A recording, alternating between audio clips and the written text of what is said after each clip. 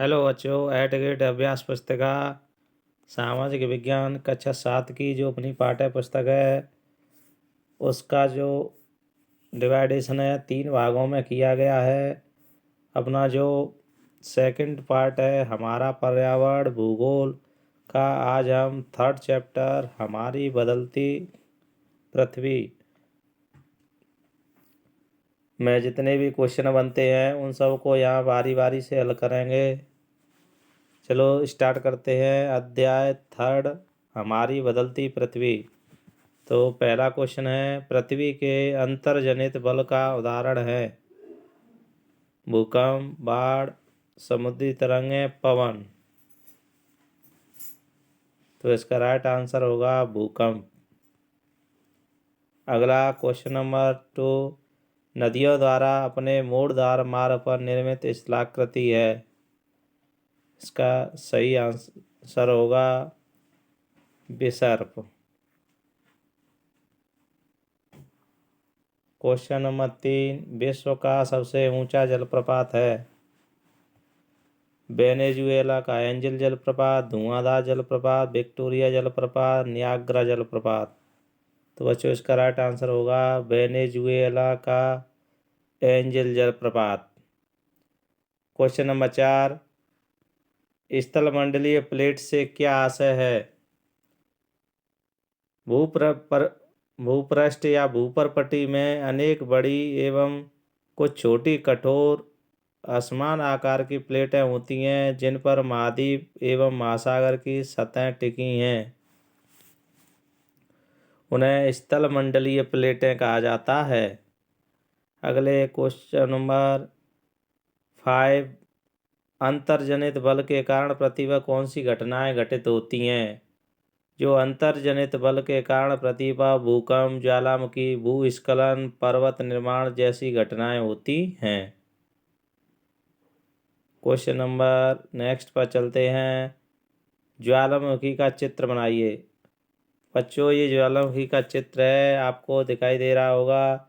ये मैग्मा लावा है, यह मेंटल की परत है, ऊपरी परत ये भूपरपटी है बैंगनी कलर की, और जो आपको रेड कलर में दिखाई जा रहा है ये लावा है। लावा ऊपर निकलता है तो किनारों पर जो मुंह होता है ज्वालामुखी का तो उसे क्रेटर कहा जाता है, और जो निकास वेंट कहा जाता है। जो इस तरह ये बह के जम जाता है लावा तो इसे लावा कहते हैं। इसके जो मुंह में से ये गैसें आदि निकल रही हैं। तो आप इस तरह से ज्वालामुखी का चित्र अपनी पाठ्य पुस्तक में बना सकते हैं। आशा है कि आपकी समझ में ये चित्र आ गया होगा। चलो शुरू करते हैं अगले क्वेश्चन पर। भूकंप के दौरान बचाव के लिए हमें क्या आश्रय लेना चाहिए। इसका आंसर होगा भूकंप के दौरान बचाव के लिए हमें सुरक्षित स्थान, रसोई के काउंटर या मेज के नीचे, दीवार के अंदर रूनी कोने में आश्रय लेना चाहिए। क्वेश्चन नंबर 8, विसर्प किसे कहते हैं। जब नदी मैदानी क्षेत्र में प्रवेश करती है तो वह मोड़दार मार्ग पर बहने लगती है। नदी के इन्हीं बड़े मोड़ों को विसर्प कहा जाता है। आपने देखा होगा जैसे अपनी ये नदी बह रही है, इस प्रकार नदी बह रही है, और जो बड़े मोड़दार जो कॉर्नर बनते हैं जैसे ये मिट्टी जमने से, तो इन्हें विसर्प कहा जाता है। क्वेश्चन नंबर अगला 9,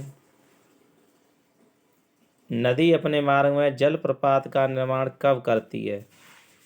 इसका आंसर होगा जब नदी किसी बड़े ढाल वाले स्थान से अत्यधिक कठोर शैल या खड़े ढाल वाली घाटी में गिरती है तो वह जलप्रपात बनाती है।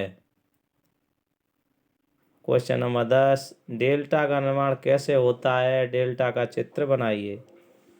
बच्चों ये डेल्टा का चित्र है।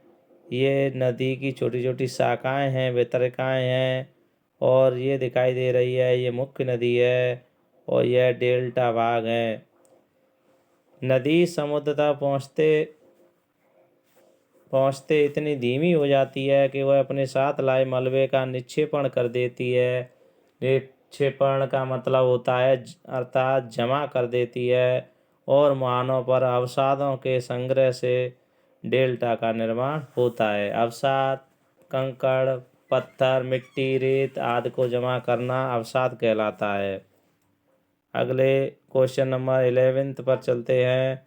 समुद्री तरंग का निर्मित जो समुद्री तरंगों द्वारा निर्मित स्थलाकृतियों का वर्णन कीजिए। जो समुद्र की तरंगें होती हैं उनके द्वारा भी आकृतियों का निर्माण किया जाता है, जैसे समुद्री गुफा, तटीय मेहराब, स्टैक एवं समुद्री भृगु आदि समुद्री स्थलाकृतियाँ हैं।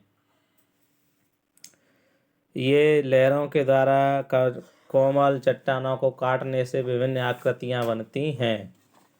क्वेश्चन नंबर 12, हिमनद के कार्य लिखिए।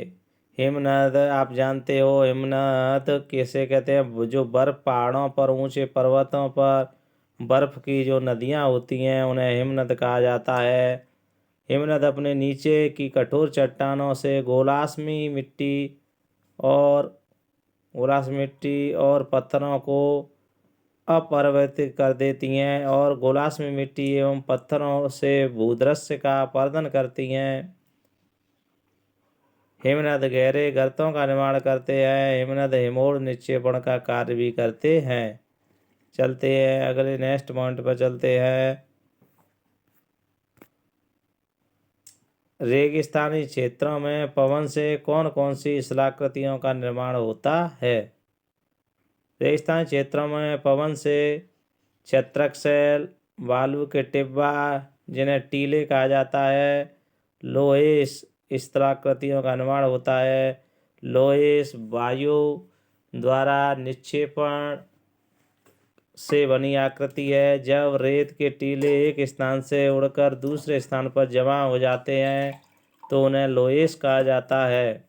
छत्रक शैला एक ऐसी आकृति होती है जिसमें जैसे इस प्रकार की चट्टान होती है और यहाँ पर ऊपर कठोर चट्टान, नीचे मुलायम चट्टान होती है, तो यह कट जाती है तो इस तरह की आकृति बन जाती है, तो उसे छत्रक शैल कहा जाता है।